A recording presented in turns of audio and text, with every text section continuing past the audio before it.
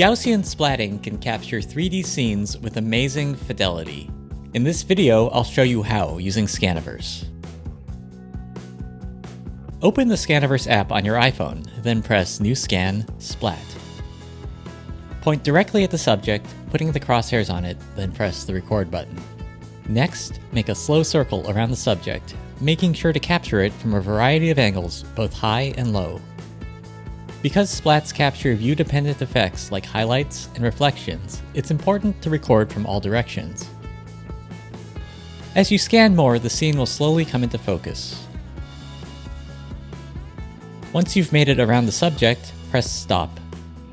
The next step is to process the scan. This builds a cloud of Gaussians, which are like fuzzy, deformable points, and then optimizes them to match the scene. This takes about a minute, and when it's done, you can see the result. This looks pretty good already, but if you want to make it even better, you can press the Enhance button. This will train for another minute or so, and will increase the level of detail and fidelity of the scan. You can press the Enhance button multiple times until you're happy with the result. Looking at this model, you can see it's reconstructed the highlights on the bike rack, as well as the surrounding buildings. When you're satisfied, press Save. Next, you can share your scan. The easiest way to do this is posting to Scaniverse. This will give you a link that you can send in the message or post to social media. If the viewer doesn't have Scaniverse, they can still view the Gaussian Splat on the web.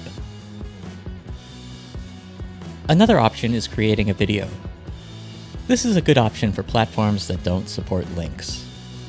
For more tips, visit our website, scaniverse.com.